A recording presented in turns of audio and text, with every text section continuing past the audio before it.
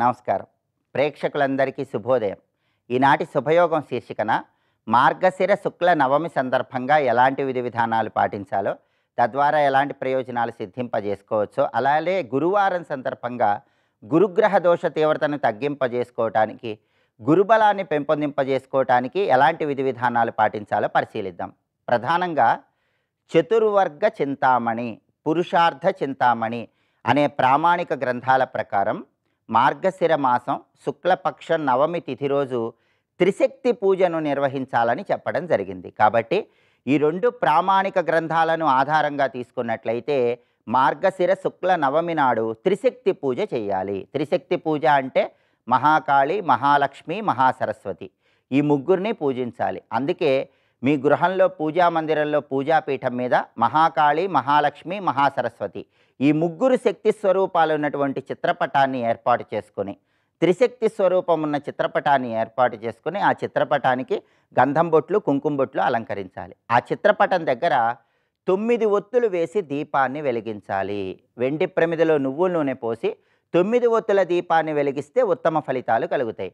మహాకాళి అనుగ్రహం కోసం 3 ఒత్తులు, మహాలక్ష్మి అనుగ్రహం కోసం 3 ఒత్తులు, మహాసరస్వతి అనుగ్రహం కోసం 3 ఒత్తులు, మొత్తం కలిపి 9 ఒత్తులు వేసి దీపాన్ని వెలిగించాలి. ఆ తర్వాత ఎర్రటి పుష్పాలతో, కుంకుమ కలిపిన అక్షింతలతో పూజ చేస్తూ, ప్రధానంగా ఎర్ర మందార పూలతో, ఎర్ర గులాబీ పూలతో ఆ చిత్రపటానికి పూజ చేస్తూ ఓం త్రిశక్తి దేవతాయై నమో నమః అనే మంత్రాన్ని జపించుకోవాలి.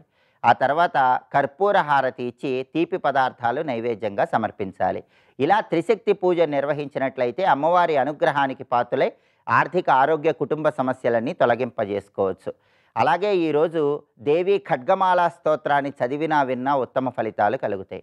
చండీ సప్తశతి శ్రవణం చేయటం ద్వారా అమ్మవారి అనుగ్రహానికి ప్రతి ఒక్కరూ సులభంగా పాత్రులు కావచ్చు.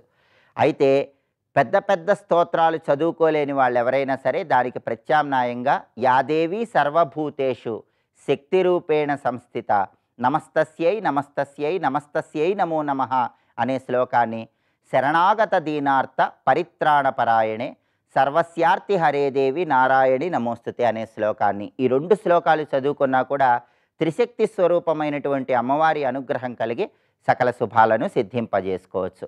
అలాగే ఈరోజు దగ్గరలో ఉన్నటువంటి అమ్మవారి ఆలయానికి వెళ్ళి ఆలయంలో ధ్వజస్తంభం దగ్గర దీపాన్ని వెలిగించటం, ఆలయంలో మెట్ల పూజ నిర్వహించడం ద్వారా ఉత్తమ ఫలితాలు కలుగుతాయి. మెట్లకు పసుపు రాసి కుంకుమ బొట్లు పెట్టడం ద్వారా మహిళామణులు అమ్మవారి అనుగ్రహానికి పాత్రులై సకల శుభాలను సిద్ధింపజేసుకోవచ్చు. అలాగే గురువారం సందర్భంగా గ్రహచార, గోచార, గురుగ్రహ దోష తీవ్రతను తగ్గింపజేసుకోవటానికి ఈరోజు స్నానం చేసిన తర్వాత ఈశాన్య దీపాన్ని వెలిగించాలి.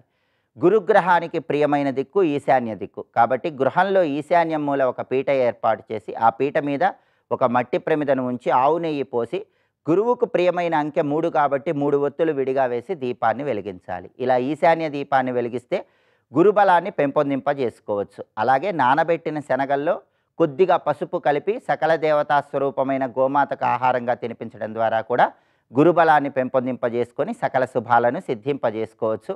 అలాగే ఈరోజు దక్షిణామూర్తి స్తోత్రాన్ని చదువుకున్న, దత్తాత్రేయ వజ్రకవచ స్తోత్రాన్ని చదువుకున్న గ్రహచార, గోచార, గురుగ్రహ దోషాలు తొలగింపజేసుకొని సకల శుభాలను సిద్ధింపజేసుకోవచ్చు. రేపటి శుభయోగం శీర్షికన మార్గశిర శుక్ల దశమి తిథి సందర్భంగా ఎలాంటి విధి విధానాలు పాటించాలో, తద్వారా ఎలాంటి ప్రయోజనాలు సిద్ధింపజేసుకోవచ్చో, అలాగే శుక్రవారం సందర్భంగా లలితా అమ్మవారికి సంబంధించిన ఏ మంత్రాన్ని జపించుకున్నట్లయితే అన్ని సమస్యలు అధిగమించవచ్చో పరిశీలిద్దాం. నమస్కారం.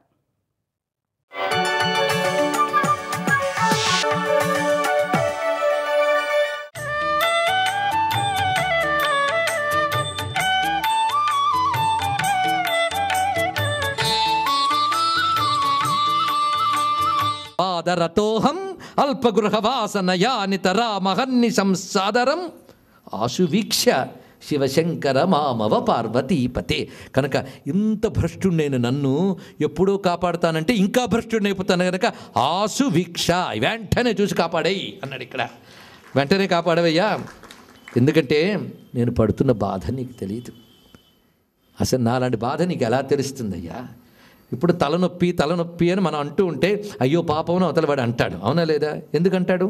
వాడికి కూడా తలందు గనక, వాడికి ఒకప్పుడు ఎప్పుడు నొప్పి వచ్చి ఉంటుంది గనక నీ నొప్పుడు వాడు అర్థం చేసుకుంటాడు. అంతే. ఇక్కడ ఈ తర్వాత భావం వచ్చినప్పటికీ కదిలించేస్తాడండి మహానుభావుడు. నీ బాధ అవతల వాడు అర్థం చేసుకోగలడు ఎప్పుడు అంటే, వాడికి కూడా నీలాంటి ఒక శరీరం ఉంది గనక, ఆ శరీరానికి బాధ అంటే ఒకటి తెలుసు గనక నీ బాధను వాడు ఊహించి వాడి బాధతో పోల్చుకుని అయ్యో నువ్వు బాధపడుతున్నావు కదా అని అనుభూతి చూపిస్తాడు. ఇది సానుభూతి అంటే. వాడి అనుభూతితో నీ అనుభూతిని కలుపుకుని అయ్యయ్యో అంటాడు. అలా అనగలగడము పుణ్యం అనుకోండి. కానీ నీకు నాపై సానుభూతి ఎలా ఉంటుందయ్యా అన్నాడు ఇక్కడ. ఎందుకంటే నీ దేహం నా దేహం ఒక్కటా. నేను జనన మరణ బాధలు పడుతున్న దేహంలో ఉన్నాను. నేను ఆ బాధలు లేనివాడవు నువ్వు కనుక నా బాధ నీకేం అర్థమవుతుంది అన్నాడు ఇక్కడ. ఎంత గొప్ప మాట చూడండి. అనడంలో కొంతమంది నా బాధ నీకేం అర్థమవుతుంది, పడితే తెలుస్తుంది. అందరికీ పడుతూనే ఉంటారు, బాధ లేదు. ఇవాళ వీడికి వచ్చింది రేపు వాడికి వస్తుంది. అంతేగాని ప్రతివాడికి ఇట్లాంటి బాధలే, అటు ఇటు తేడాలంతే. ఏరైతే పళ్ళుడు కొట్టుకోవడానికి. కానీ ఎన్ని రకాలైనా ఈ శరీరంతో అందరి బాధలు ఒక్కటే, ఎవడి బాధలైనా ఒకటే. కానీ ఎవడికి వాడిదే పెద్ద బాధలు అనిపిస్తూ ఉంటే అదొక బాధ ఈ ప్రపంచంలో. చిత్రం. ఎవడి బాధలైనా ఒకటే, ఎందుకంటే అందరూ ఒకేలాంటి బాధలు. నీ ముందు కూర్చుని నా బాధ అర్థం చేసుకో అంటే నువ్వు అర్థం ఎలా చేసుకుంటావే బాబు మహానుభావ. స్వర్గ నదీశ సాయక నా జన్మ భవశ్చ మృతిశ్చ సంతితే. స్వర్గనదీశ సాయక, ఎంత చక్కటి మాట. స్వర్గనది అంటే గంగానది. ఈ గంగాది సర్వనదులకు గమ్యమైన సముద్రం. అంతే. స్వర్గనదీశ అంటే నదులకు గమ్యం సముద్రం. ఆ సముద్రాన్ని అమ్ముల పొదిగా చేసుకున్నవాడా, ఇది సంబోధన. నదీశ సాయక అంటే సముద్రమును అమ్ముల పొదిగా చేసుకున్నవాడు, అవునా లేదా? త్రిపురాసుర సంహార సమయంలో సముద్రాన్ని అమ్ములు పొదుగా చేసుకున్నట్టు, ఆయన భూమిని రథంగా చేసుకున్నట్టు. స్వర్గనదీశ సాయక నా జన్మ భవశ్చ మృతిశ్చ సంతితే. నీకు జన్మ మృతులు లేవయ్యా, అందుకే దుర్గమమేష తద్బహున దుఃఖమిదం భవతానుభూయతే. అందుకే ఈ సంసారపు బాధ నీకు తెలియదు. భర్గా తదేవ మేభిరతి బాధక భావముపైషినో ధ్రువం. నా బాధ నీకు తెలియదు గనక నన్ను నువ్వు ఉపేక్ష చేస్తున్నావు. నీ బాధ తెలియని నాకు ఎందుకు చెప్తావంటే ఈ బాధలన్నీ కల్పించిన వాడు కనుక నీకే చెప్తున్నాను అన్నాడు. ఇక్కడికి వచ్చిందండి సర్గలయ స్థితీశ శివశంకరాది. సర్గలయ స్థితీశ అంటే సృష్టి స్థితి లయలన్నీ చేస్తున్నవాడు నువ్వు. నీకు సృష్టి లేదు, స్థితి లేదు, లయ లేదు.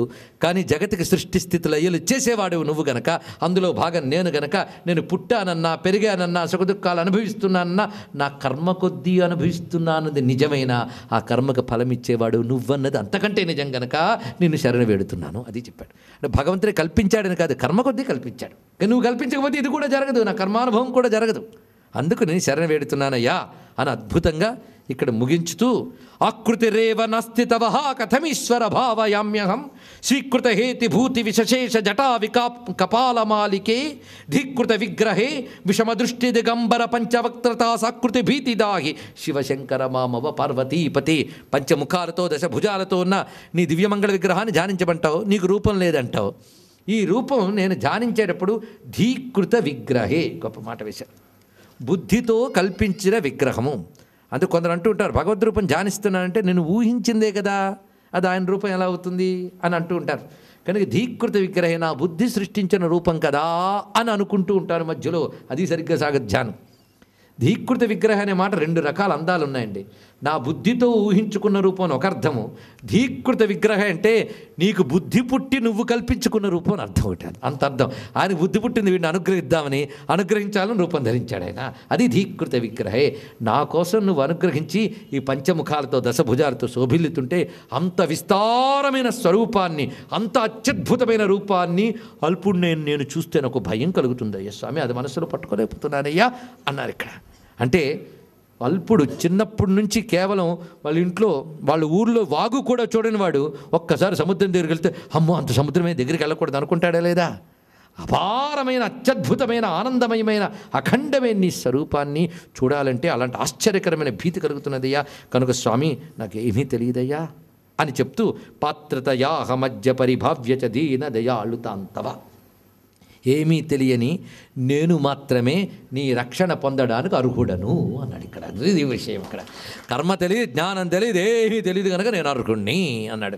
ఎందుకంటే ఏదో ఒకటి ఉంటే దాంతో వాడు బాగుపడతాడులేని వదిలివచ్చు. నాకు ఏదీ లేదు కనుక నన్ను నువ్వు కాపాడడానికి నేనే కరెక్ట్ అన్నాడు ఇక్కడ.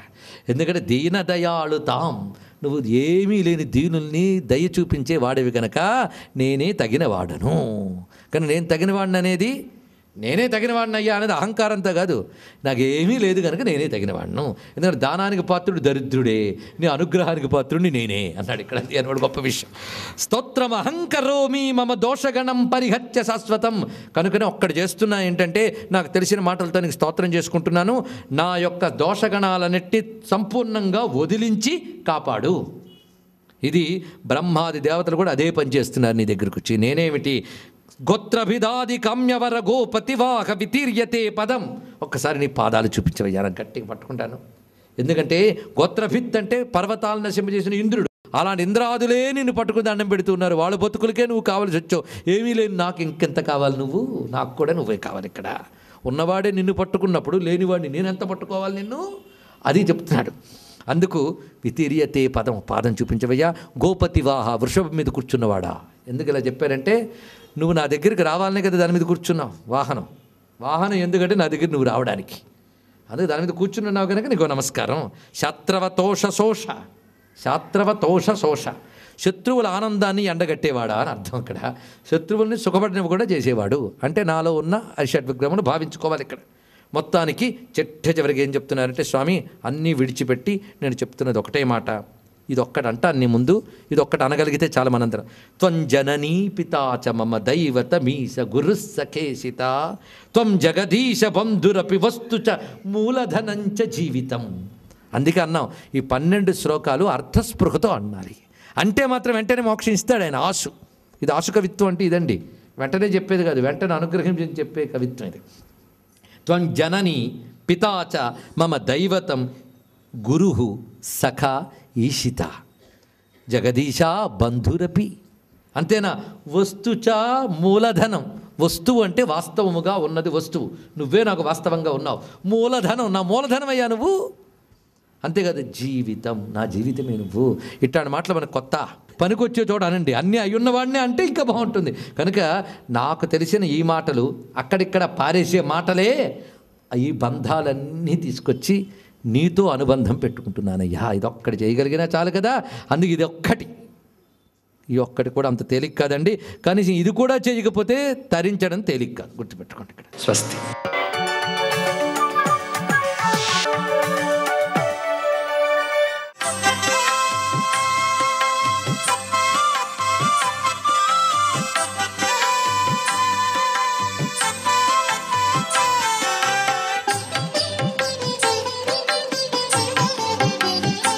ఓం నమో నారాయణాయ. ఓం నమః శివాయ. శ్రీమాత్రే నమః. ఈ రోజున తప్పనిసరిగా ప్రతి ఒక్కరూ కూడాను త్రిశక్తి ఆరాధన చేయాలి. అమ్మలగన్న అమ్మ అయినటువంటి జగదంబికను ఈ రోజున ఎరుపు రంగు కలిగినటువంటి మందార పూలతో అలంకరించి అమ్మవారికి ప్రీతికరమైనటువంటి నైవేద్యం, పరమాన్నం నైవేద్యంగా సమర్పించి 10 మందికి పంచడంతో పాటుగా అమ్మవారికి ప్రీతికరమైనటువంటి దుర్గా సప్తశ్లోకి అనేటువంటి శ్లోకాల్ని ఈరోజు పఠించాలి. ఆ దుర్గా సప్తశ్లోకి శ్లోకంలో ఒక్కటి చదివినా చాలు. యాదేవీం సర్వభూతేషు మాతృరూపేణ సంస్థిత నమో నమః అనుకున్న ఎటువంటి అనారోగ్యాలు మన్ని పట్టి పీడించకుండా ఆ త్రిశక్తి స్వరూపిణి మన్ని రక్షిస్తుంది అని చెప్పేసి మనకు శాస్త్రవచనం.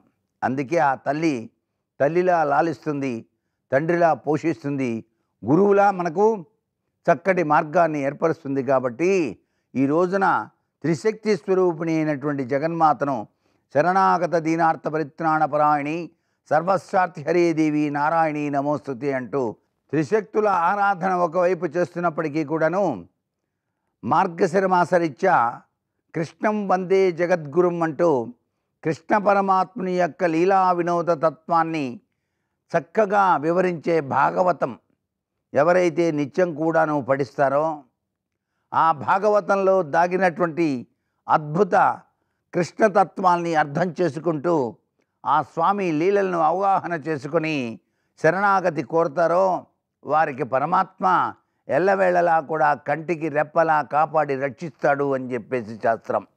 అలాగే ఈ యొక్క తిరుప్పావైలో దాగిన అత్యంత అద్భుతవంతమైనటువంటి కీర్తనావళిని కూడాను ఈ రోజున ప్రతి ఒక్కరూ కూడాను పఠించడం చాలా మంచిది. సర్వే జనా సుఖినో భవంతు.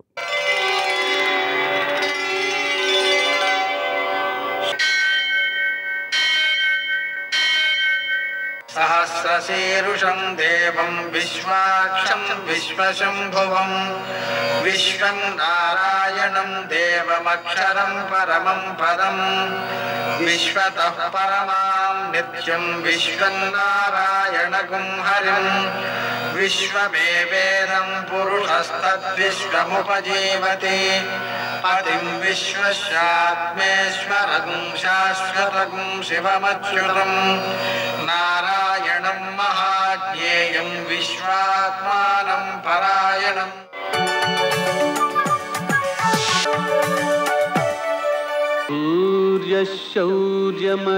సూర్యశౌర్యమథేందురింద్ర పదవీ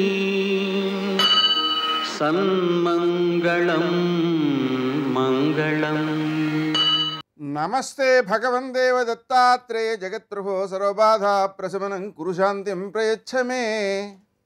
నేటి కాలమాన విశేషాలను గమనిద్దాం.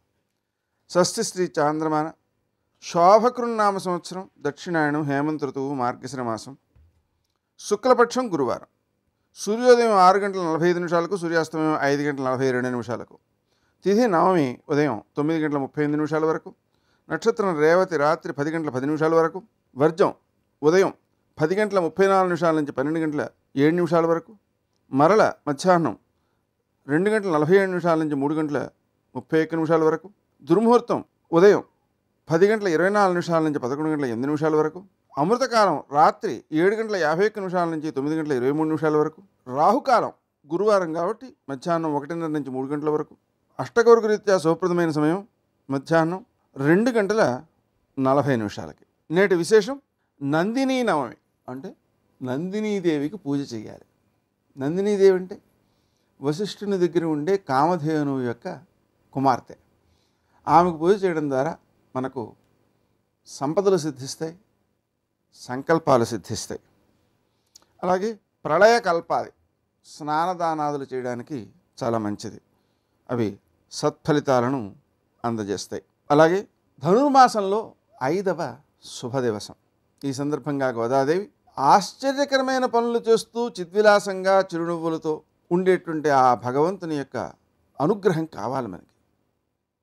పవిత్రమైన యమునాది తీరంలో విహరించే కృష్ణుడు గోపకులమంతా కూడా ప్రకాశించే విధంగా మంగళకరమైన మణిదీపంలాగా ఉండే ఆ గోపకిశోరుడు తల్లి యశోదాదేవిని భక్తి పారవస్యంతో మైమర్పించాడు. ఆయన దామోదరుడు. మన పవిత్రమైన మనస్సులో ఆయన్ని కీర్తించాలి.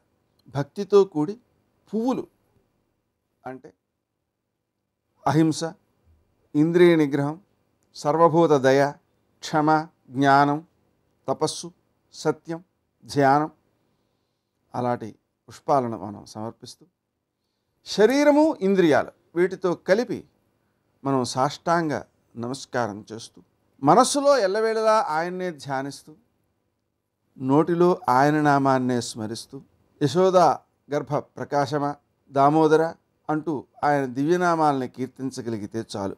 ఇంత క్రితం చేసిన పాపాలు, చేయబోయే పాపాలు అన్నీ కూడా తొలగిపోతాయి. అదేమిటండి పాపాలు చేయబోయే ఉంటాయా అంటే మనం బతకాలంటేనే గాలి పీల్చడం, మాట్లాడడం, తినడం వీటన్నిటిలోనూ జీవహింస ఉంది కదా. అందుకని పాపాలు లేకపోతే జీవితమే లేదు. కానీ వాటినన్నింటినీ తొలగించుకునేటందుకు కూడా ఆ భగవంతుని యొక్క నామస్మరణ చేయాలి. ఆ విధంగా భగవంతుని యొక్క అనుగ్రహం కోసం వ్రతం చేద్దాం రండి అని గోపికలందరినీ పిలుస్తోంది నేటి ఆణిముత్యాలు.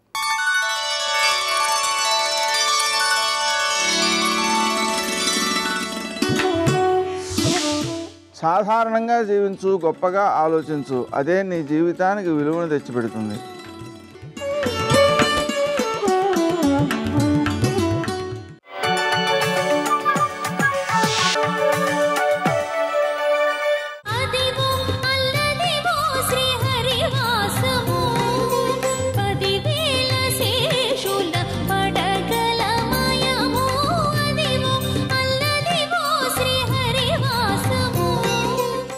కమలాక్షు నర్చించకానక కామించి కమలాక్షితో ప్రొద్దు గడపువారు శ్రీనాథునేనాడు సేవింపనొల్లక శ్రీమంతులగుట కాంక్షించువారు రాజీవలోచను పూజింపకానక రాజదైవంబని భ్రమయువారు నారాయణుని చేరు దారినూహింపక దారుణాఘంబుల తగలువారు ముక్తి అను పల్కు ఎరుంగక భుక్తి మార్గ సాధనాకైక చిత్తులై బాధలొందువారలై కలియుగంబున ప్రజలు పతితులౌటకేను చింతింతులో అబ్జగర్భ అన్నాడు.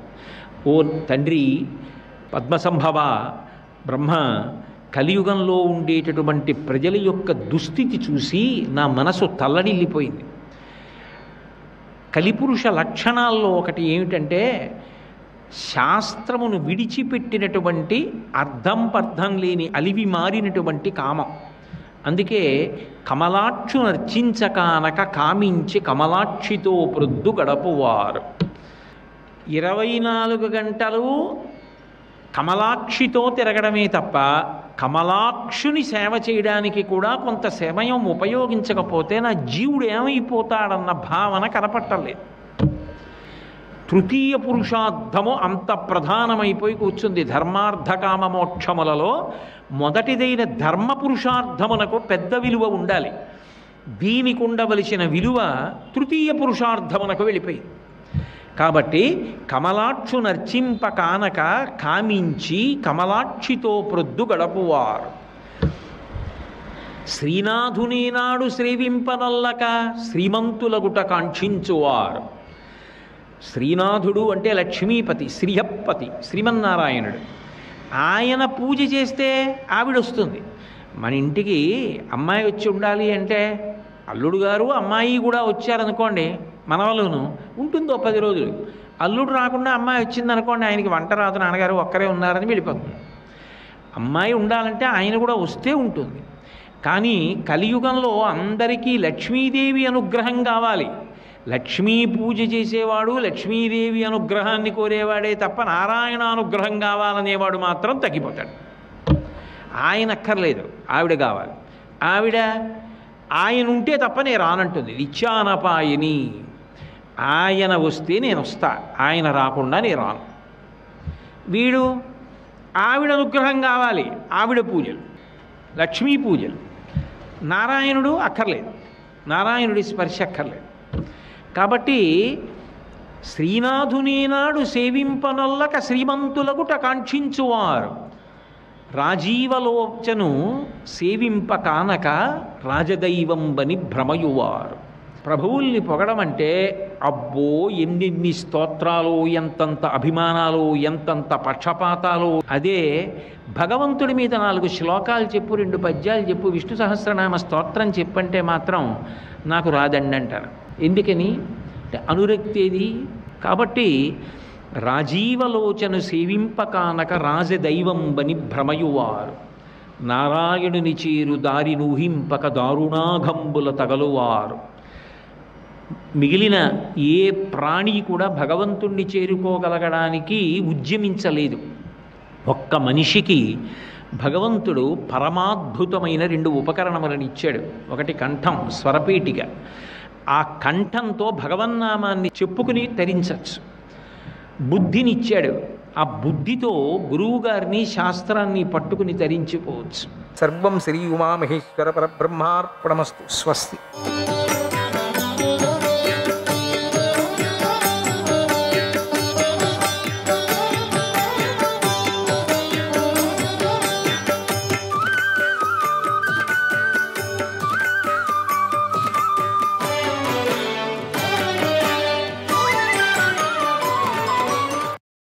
ఆలంబసుడి శరీరం భిన్నమైంది, భిన్నమైంది. ఇరావంతుడు ఆ రాక్షసుడిని పదునైన బరిసెలతో ఎన్నోసార్లు గాయపరిచాడు. అప్పుడు రాక్షసుడు పెద్దగా కేకలు పెట్టాడు. ఆ అరుపులు చాలా భయంకరంగా ఉన్నాయి. పరిశ్వదంతంతో గాయపడిన వాడి శరీరం నుంచి ఎంతో రక్తం కారింది. అప్పుడు ఆ రాక్షసుడు ఎంతో కోపించి వేగం పెంచాడు. తన శత్రువు బాగా బలవంతుడిగా ఉన్నాడని గ్రహించాడు. ఇరావంతుడిని బందీ చేయాలని చూశాడు. ఈ యుద్ధాన్ని అందరూ చూస్తున్నారు. ఇంతలో అలంబసుడు మాయతో మరింతగా విజృంభించగా ఇరావంతుడు కోపించి తాను కూడా మాయతో విజృంభించాడు. ఇరావంతుడు యుద్ధభూమిలో వెన్నుచూపని వీరుడు. అతడు అమిత కోపంతో యుద్ధం చేస్తుంటే అతడి తల్లి వైపు, బంధువుల వైపు నుండి నాగులందరూ ఇరావంతుడికి సహాయంగా వచ్చి యుద్ధానికి దిగారు. అప్పుడు ఇరావంతుడు చాలామంది నాగులతో నిండిన అనేక శిరస్సులు గల ఆదిశేషుడిలాగా మహత్తరమైన ఆకారాన్ని ధరించాడు. అన్ని నాగులు శరీరాలు అక్కడ, తలలు. అక్కడ బలవంతుడైపోయాడు. అనేక విధాలైన సర్పాలతో ఆ రాక్షసుడిని కప్పేశాడు. ఇలా సర్పాలు కప్పేస్తుంటే ఆ రాక్షసుడు గరుక్మంతుడి రూపాన్ని ధరించి సర్పాలను తినివేసాగాడు. ఇక అలా అలంబసుడు తన మాతృవంశాన్ని తినేస్తూ ఉంటే ఇరావంతుడు మూర్ఛపోయాడు. అదను చూసుకొని ఆ అలంబసుడు వేగంగా కదిలి కత్తితో ఇరావంతుడి తలను నరికేశాడు. ఆ శిరస్సు కుండలాలతోనూ కిరీటంతోనూ పద్మంలాగాను చంద్రునిలాగాను ప్రకాశిస్తుంది. దానిని అలంబసుడు నేల మీద పడేశాడు. అలా అర్జున కుమారుడిని రాక్షసుడు సంహరించడాన్ని చూసి అర్జునుడు, ఇతర రాజులు, కౌరవులు ఎంతో ప్రశాంతిని పొందారు. అమితానందాన్ని వాళ్ళు పొందారు, అనుభవించారు. తర్వాత రెండు సేనల మధ్య అతి ఘోరంగా యుద్ధం జరిగింది.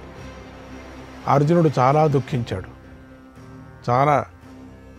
ఎందుకంటే ఇరావంతుడు రావటమే స్వర్గానికి వచ్చి దర్శనం చేసుకున్నాను. మరోవైపున యుద్ధం చేస్తున్న అర్జునుడికి తన పుత్రుడైన ఇరావంతుడు మరణించాడనే విషయం అతనికి తెలియలేదు. ఆ సమయంలో అర్జునుడు భీష్ముడికి రక్షణగా ఉన్న రాజులతోనూ వీరులతోనూ పోరాడుతూ వధిస్తున్నాడు. మరోవైపున భీష్ముడు పాండవ సైన్యాన్ని కంపింపజేశాడు. అందులోని మహారథులందరినీ సంహరించేశాడు. ఆ యుద్ధంలో ఏ ఒక్కడూ తన ప్రాణాలు రక్షించుకోవాలని ప్రయత్నించలేదు. ప్రతి ఒక్కడూ ప్రాణాలు లెక్క చేయకుండా యుద్ధం చేశాడు అన్నాడు సంజయుడు. శ్రీకృష్ణాయ పరమాత్మనే నమః. 91వ అధ్యాయం. సంజయుణ్ణి ఇలా అడిగాడు, ఓ సంజయ, యుద్ధంలో ఇరావంతుడి సంహారాన్ని కుంతీపుత్రుడు చూశారు కదా, అప్పుడు వారు ఏం చేశారో చెప్పు అని అడిగాడు. అది కావాలి నాకు. అప్పుడు సంజయుడు ఇలా చెప్పాడు, అది ఏం చేశారు వాళ్ళు? ఓ మహారాజా, యుద్ధంలో ఇరావంతుడు మరణించటాన్ని చూసి ఘటోత్కచుడు పెద్దగా సింహనాదం చేశాడు. ఆ రాక్షసుడి గర్జనతో సముద్రం, ఆకాశం, కొండలు, అడవులతో కలిసిన ఈ భూమంతా కంపించిపోయింది. అంతరిక్షం, అన్ని దిక్కులు కూడా వణికిపోయాయి. ఆ మహత్తరమైన ధ్వనిని విని నీ సైనికులు వణికిపోయారు. వారికి చెమటలు పడ్డాయి, దీనులైపోయారు, భయపడిపోయారు. ఘటోత్కచుడు అనేక మంది రాక్షసులతో కలిసి అనేక విధాలైనటువంటి ఆయుధాలను పట్టుకొని కాలాంతక యముడిలాగా నీ సేనను వధించడం ప్రారంభించాడు. భయంకరుడైన ఆ ఘటోత్కచుడు తన మీదికి వస్తూ ఉండటాన్ని చూసి దాదాపుగా అందరూ వెనక్కి తిరిగి పారిపోసాగారు. అప్పుడు దుర్యోధనుడు గొప్ప ధనస్సు పట్టుకొని ఘటోత్కచుడిని ఎదిరించాడు. ఆ దుర్యోధనుడి వెంట 10,000 ఏనుగులతో వంగదేశాధిపతి ఉన్నాడు. గజసైన్యంతో తన మీదకు వస్తున్న ఆ నీ పుత్రుణ్ణి చూసి ఘటోత్కచుడు ఎంతో కోపించాడు. అప్పుడు రాక్షసులకు, దుర్యోధనుడికి, సైన్యానికి గుగుర్పాటు కలిగించే ఘోరమైన సమరం జరిగింది. నీ గజసైన్యం అంతా నశించిపోయింది. దాన్ని చూసి దుర్యోధనుడు ఎంతో కోపించాడు. తన ప్రాణాలను కూడా లెక్క చేయకుండా రాక్షసుల మీదకి దూకాడు. పదునైన బాణాలను ప్రయోగించి వారిలో ఉండే ముఖ్యమైన వాళ్ళను కొట్టాడు. వేగవంతుడు, మహారౌద్రుడు, విద్యుజ్జుహుడు, ప్రమాథి అనే 4 రాక్షసులపై 4 బాణాలను ప్రయోగించాడు. వారిని తీవ్రంగా బాధించాడు. తర్వాత దుర్యోధనుడు రాక్షస సైన్యం మీద మరెన్నో పదునైన బాణాలను ప్రయోగించాడు. ఆ పనిని చూసి ఘటోత్కచుడు ఎంతో మండిపోయాడు. ధనస్సును తీసుకొని దుర్యోధనుడి మీదకి వచ్చే ఇలా అన్నాడు, మా తండ్రులను అవమానించినందుకు, ఇతరమైన కట్టాలు పెట్టినందుకు, నువ్వు చేసిన పాప పనులను తగిన ఫలాన్ని ఈరోజే అందుకుంటావంటూ హిడంబా కుమారుడైన ఘటోత్కచుడు పెద్ద ధనస్సును లాగాడు. పండ్లతో పెదవులను కొరికాడు. దుర్యోధనుడి మీద పదునైన బాణాలను ప్రయోగించాడు. శ్రీకృష్ణాయ పరమాత్మనే నమః. 92వ అధ్యాయం. సంజయుడు ధృతరాష్ట్రుడికి ఇలా చెప్పాడు: ఓ మహారాజా, దానవులు కూడా తట్టుకోలేనంతగా ఘటోత్కచుడు దుర్యోధనుడి మీద బాణవర్షాన్ని కురిపించాడు. అప్పుడు దుర్యోధనుడు ఎంతో కోపించాడు. బుసగొట్టే మహాసర్పంలాగా దీర్ఘమైన ఉచ్ఛ్వాస నిశ్వాసాలు విడిచిపెడుతూ బ్రతుకుతానా లేదా అనే సందేహంలో పడ్డాడు. తర్వాత తేరుకొని పదునైన 25 బాణాలను ఘటోత్కచుడి మీదకు ప్రయోగించాడు. అప్పుడు ఘటోత్కచుడు ఒక మహాశక్తిని చేతిలోకి తీసుకొని నీ పుత్రుడిని చంపాలని పైకెత్తాడు. దాన్ని చూసి వంగదేశాధిపతి త్వరగా పర్వతంలాగా ఉన్న తన ఏనుగును అటువైపుకు తోలాడు. దుర్యోధనుని రథం నిలబడి ఉన్న మార్గంలోకి వేగంగా ఏనుగుతో వెళ్ళాడు. సరిగ్గా ఆ ఏనుగు దుర్యోధనుడికి ఘటోత్కచుడికి మధ్యలో అడ్డంగా నిలబడింది. దాంతో ఘటోత్కచుడి కన్నులు ఎర్రబడ్డాయి. పైకెత్తిన ఆ మహాశక్తిని ఘటోత్కచుడు ఆ ఏనుగు మీదకు ప్రయోగించాడు. ఆ శక్తి ఆయుధం దెబ్బతో దాని కుంభస్థలం పగిలిపోయింది. అది రక్తాన్ని చిందిస్తూ అక్కడ ఒక నదినే ప్రవహింపజేసింది. వెంటనే అది నేల కూలిపోయింది. ఆ ఏనుగు కూలిన వెంటనే వంగదేశాధిపతి దాని వీపు మీద దాని నుండి కిందకు దూకి నేల మీద పడ్డాడు. శ్రేష్టమైన ఆ ఏనుగు పడిపోవటం చూసి కౌరవసేన అంతా పరిగెత్తి పారిపోయింది. అది చూసి దుర్యోధనుడు ఎంతో బాధపడ్డాడు. ఘటోత్కచుడిని ఎదిరించటానికి అసమర్థుడయ్యాడు. పారిపోవటానికి అవకాశం వచ్చింది. అయినా తన అభిమానం అడ్డొచ్చి దుర్యోధనుడి అక్కడి నుంచి కదలలేకపోయాడు. తర్వాత ప్రళయకాలాగ్నిలాగా ఉన్నది, గొప్ప తేజస్సుతో వెలుగుతున్న అయినది ఒక బాణాన్ని సంధించి ఘటోత్కచుడి మీదకు ప్రయోగించాడు. అది వజ్రాయుధంలాగా ప్రకాశిస్తూ మీదకు వచ్చింది. ఘటోత్కచుడు దాని నుంచి నేర్పుగా తప్పించుకున్నాడు. తర్వాత ఎంతో కోపించి కౌరవ సైన్యాలను భయపెట్టాడు. భయంకరుడైనటువంటి ఆ ఘటోత్కచుడి ఘోరమైన గర్జనను విని భీష్ముడు ద్రోణుని వద్దకు వచ్చి ఇలా అన్నాడు: ఓ ఆచార్య, అదిగో రాక్షసుడి గర్జన వినిపిస్తుంది. ఆ ఘోర గర్జనను వింటుంటే అతడు దుర్యోధనుడితో యుద్ధం చేస్తున్నాడు అనిపిస్తుంది. ఆ రాక్షసుడిని యుద్ధంలో ఏ ప్రాణి జయించలేదు. మీరు అక్కడికి వెళ్ళండి, మీకు శుభం కలుగ్గాక. మీరు అక్కడికి వెళ్ళండి, మీకు శుభం కలుగ్గాక. ఆ రాక్షసుడి బారి నుండి దుర్యోధనుని రక్షించండి. దుర్యోధనుడు ఘటోత్కచుడి దాడికి గురి అయ్యాడు అనిపిస్తూ ఉన్నది. ఇప్పుడు మనం దుర్యోధనుడిని విడిపించే పనిని చెయ్యటమే మంచిది అన్నాడు భీష్ముడు. ద్రోణుడు ఆ మాటలను అంగీకరించాడు. ఏం చేస్తావు? వెంటనే, ఎందుకంటే రాజా కదా, వెంటనే మహారథులు త్వరపెడుతూ దుర్యోధనుడున్న చోటికి వెళ్ళారు. ద్రోణుడు, సోమదత్తుడు, బాక్లీకుడు, జయత్రథుడు, కృపుడు, భూరిశ్రవుడు, శల్యుడు, అవంతి, ఈ రాజకుమారుడు, బృహద్బలుడు, అశ్వత్థామ, వికర్ణుడు ఘటోత్కచుడికి లొంగటానికి సిద్ధమైన దుర్యోధనుడిని రక్షించడానికి వచ్చారు. వీళ్ళంతా అతడు చుట్టూ బంధువులందరూ శూలాలు, ముద్గరాలు, అనేక ఆయుధాలను చేతిలో పట్టుకొని నిలబడ్డారు. అప్పుడు ఘటోత్కచుడు గొప్ప విల్లును ధరించి నిలబడ్డాడు. ఇక ఘటోత్కచుడికి దుర్యోధనుడికి సైన్యానికి గుగుర్పాటు కలిగించే భయంకరమైన యుద్ధం జరిగింది. ఇంకేం వాళ్ళు చేరుకున్నారు కదా.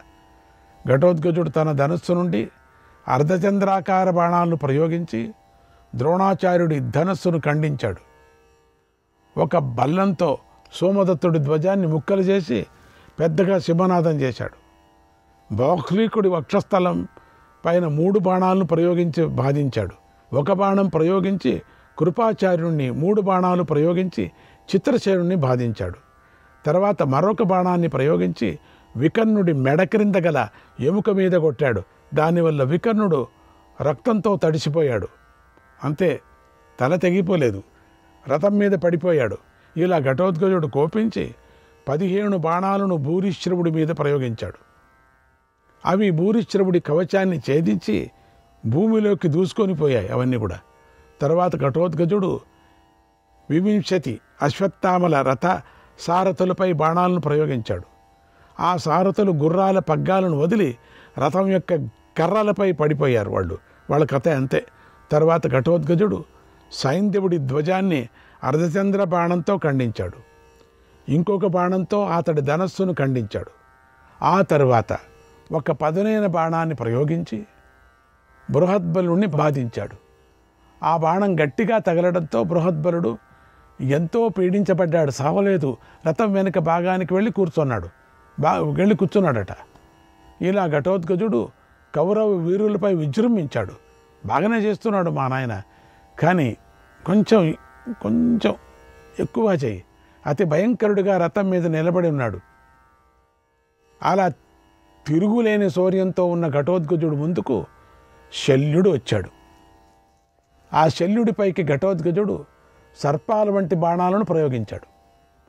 వాటితో శల్యుడు ఎంతో బాధపడ్డాడు అన్నాడు సంజయుడు. శ్రీకృష్ణాయ పరమాత్మనే నమః. 93వ అధ్యాయం. సంజయుడు ధృతరాష్ట్రుడితో ఇలా చెప్పాడు. ఓ మహారాజా, ఘటోత్కచుడు నీ వారందరినీ యుద్ధంలో బాధించాడు. కొంతమందిని వధించాడు. దుర్యోధనుని చంపాలని అతడి వైపుకు పరిగెత్తాడు. మంచి పని చేశాడు. అతడిని చూసి నీ యోధులందరూ ఉన్నారు, ఒకరి వెనకాల ఒకరు. నీ యోధులందరూ కోపించారు. ఘటోత్కచుడిని చంపాలని వేగంగా అతడికి ఎదురు వెళ్ళారు. ఆ మహారథులందరూ తమ పొడవైన ధనస్సులను ఎక్కుపెట్టి సింహాలలాగా గర్జించారు. ఒంటరిగా ఉన్న ఘటోత్కచుడి మీదకు ఉరికారు. ఘటోత్కచుడిని చుట్టుముట్టి అతడిపైన బాణవర్షాన్ని కురిపించారు. వారి బాణాలు ఘటోత్కచుడికి గట్టిగా తలిగాయి. పాపం అతడు ఎంతో బాధపడ్డాడు. వెంటనే గరుత్మంతుడిలాగా వేగంగా ఆకాశంలోకి ఎగిరాడు. శరత్కాలంలోని మేఘం గర్జించినట్లుగా భయంకర కంఠధ్వనితో విదిక్కులను ప్రతిధ్వనింపజేశాడు. గర్జించాడు. ఆ సింహనాదాన్ని విని ధర్మరాజు భీమసేనుడితో ఇలా అన్నాడు. ఓ భీమసేన, మన ఘటోత్కచుడు కౌరవులతో యుద్ధం చేస్తున్నాడని అతడి సింహనాదంతో తెలుస్తుంది. ఎక్కడెక్కడో ఉన్నారు, చాలా దూరంలో ఉన్నారు, ఒక్కొక్కరు యుద్ధం చేస్తున్నారు. అంత విశాలమైనటువంటి కురుక్షేత్ర యుద్ధం. అంటే అంత తొందరగానే వచ్చేస్తారు. ఎక్కడికి రావాలన్నా కూడా ఆ రథాలు అటువంటివి. అక్కడికి ఒక పక్షిలాగా వాలుతున్నాయి అంతా. ఆ రాక్షసుడికి వారితో యుద్ధం చేయటం చాలా కష్టంగా ఉన్నట్టు నాకు అనిపిస్తుంది. ఎందుకంటే ఘటోత్కచుడి యొక్క సౌండ్లో కొంచెం వ్యత్యాసంగా ఉన్నట్టుంది. ఇక్కడ భీష్మ పితామహుడు ఎంతో కోపించి పాంచాల సైన్యాన్ని నాశనం చేస్తున్నాడు. వారిని రక్షించడానికి అర్జునుడు శత్రువులతో యుద్ధం చేస్తున్నాడు. ఇప్పుడు 2 పనులు ఒకేసారి వచ్చిపడ్డాయి. నువ్వు వెళ్ళి ఘటోత్కచుడిని రక్షించు అన్నాడు. ఆ మాట విని భీముడు త్వరగా అటు వెళ్ళాడు. ఎందుకంటే కొడుకు. ఆ భీముడి వెంట సత్యధృతి, సౌచిత్తి, శ్రేణిమంతుడు, వసుధాసుడు, కాశీరాజు పుత్రుడైన అభిభువు, అభిమన్యుడు మొదలైన యోధులు ఉన్నారు. ద్రౌపదీ పుత్రుడైన ఉపపాండవులు, అనుపాధిపతి నీలుడు కూడా విశాలమైన సేనతో కలిసి అక్కడికి వెళ్ళారు. పెద్దగా సింహనాదాలు చేస్తూ పెద్ద రథఘోషణలతోనూ గుర్రాల డెక్కల చప్పుళ్లతో భూమిని కంపింపజేస్తూ వారు అక్కడికి వచ్చారు. వీరందరూ ఘటోత్కచుడి చుట్టూ నిలబడ్డారు. వారు 6000 ఏనుగులతో వచ్చి ఘటోత్కచుడిని రక్షించసాగారు. ఆ ఏనుగులు ఎప్పుడూ గర్వించి ఉన్నాయి. శత్రువులను దెబ్బకొట్టాల సమర్థత కలవి అవన్నీ. వారి ఆ కోలాహలం విని భీముడిని చూసి ఆ సైనికులు భయపడ్డారు. నీ సైన్యం అంతా ఘటోత్కచుడిని విడిచి భీమసేనుడి వైపు దూకింది. ఘటోత్కచుడిని వదిలేశాయి. ఎందుకంటే భీముడు వచ్చాడు కదా. ఇక భీముడు వస్తే గతి ఏమిటి వీళ్ళకి? అన్నీ వదిలేసి ఘటోత్కచుడిని వదిలేశారు. భీముడి వైపు వెళ్ళిపోయారు. ఈ యొక్క యుద్ధంలో నీ యోధులకు, పాండవ వీరులకు గొప్ప యుద్ధం ప్రారంభమైంది.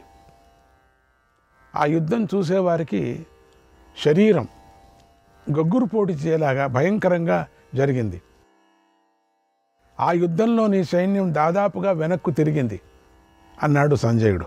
శ్రీకృష్ణాయ పరమాత్మనే నమః. 94వ అధ్యాయం. సంజయుడు ధృతరాష్ట్రుడికి ఇలా చెప్పాడు.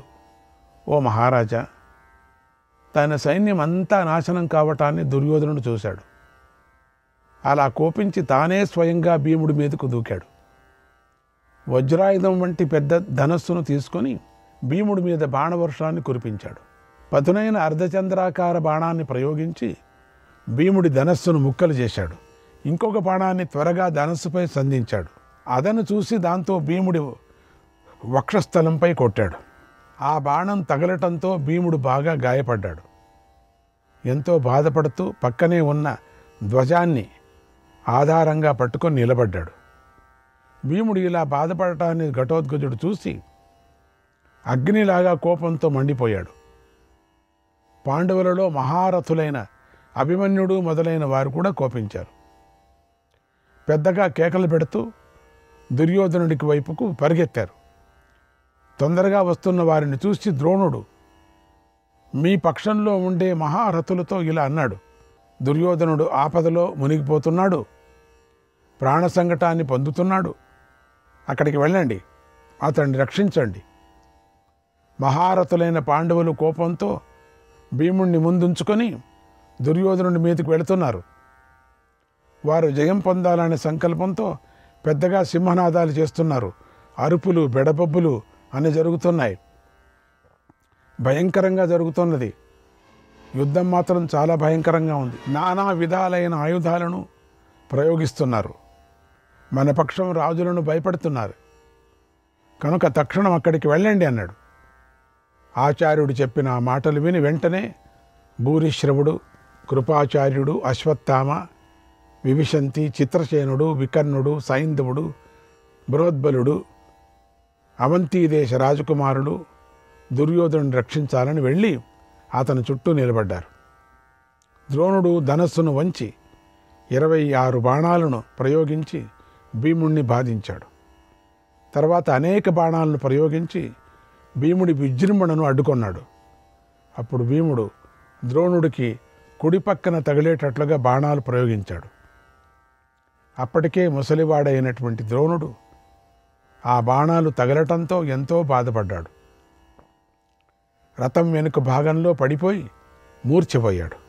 ద్రోణుడు ఇలా బాధపడటాన్ని చూసి దుర్యోధన, అశ్వత్థామ ఇద్దరూ చాలా కోపించారు.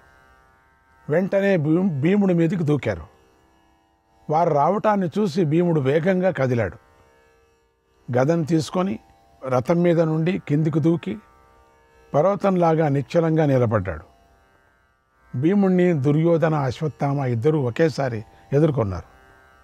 వారిద్దరూ ఒకేసారి తన పైకి రావటాన్ని చూసి భీముడు త్వరగా వారి వైపు పరిగెత్తాడు. ద్రోణుడు మొదలైన మహారథులు చుట్టుముట్టి 4 మూలల నుండి భీముణ్ణి బాధించసాగారు. భీముడు ప్రాణ సంకటాన్ని పొందాడు. అది చూసి అభిమన్యుడు మొదలైన పాండవ మహారథులు కోపించారు. భీముడు వద్దకు పరిగెత్తారు. భీముడికి అత్యంత ప్రియమైన వాడు, అనూపదేశాధిపతి అయినటువంటి నీలుడు ఎంతో కోపించి అశ్వత్థామను ఎదుర్కొన్నాడు. అతడెప్పుడూ అశ్వత్థామతో పోటీ పడుతూనే ఉంటాడు. నీలుడు బాణంతో అశ్వత్థామను గాయపరిచాడు, భయపెట్టాడు, బాధ పెట్టాడు. అశ్వత్థామ రక్తం ప్రవాహమై పారింది. దాంతో అశ్వత్థామ కోపించాడు. పదునైన 4 బాణాలను ప్రయోగించి నీలుడి 4 గుర్రాలను చంపాడు. ఒక బాణంతో సారథిని చంపాడు. ఇంకొక బాణంతో ధ్వజాన్ని పడగొట్టాడు. 7వ బాణంతో నీలుడి వక్షస్థలం మీదకు ప్రయోగించాడు. తీవ్రంగా గాయపరిచాడు. ఆ బాణం గట్టిగా తగలడంతో నీలుడు ఎంతో బాధపడ్డాడు. రథం వెనుక భాగంలో కూలబడి మూర్చిపోయాడు. తర్వాత నీలుడు తేరుకొని తీవ్రమైనటువంటి కోపంతో బంధువులందరితో కలిసి యుద్ధభూమిలో అశ్వత్థామను మళ్ళీ ఎదిరించాడు. మరోవైపు నుంచి ఇతర రాక్షసులను కూడా అశ్వత్థామ పైకి దూకారు. అశ్వత్థామ త్వరగా వారిపైకి వెళ్ళి వారినందరినీ సంహరించేశాడు. వారు అశ్వత్థామ బాణాలకు తట్టుకోలేకపోయారు. దాన్ని చూసి ఘటోత్కచుడు తీవ్రంగా కోపించాడు. వెంటనే మాయావి అయినటువంటి ఘటోత్కచుడు మాయా యుద్ధానికి దిగాడు. శ్రీకృష్ణాయ పరమాత్మనే నమః.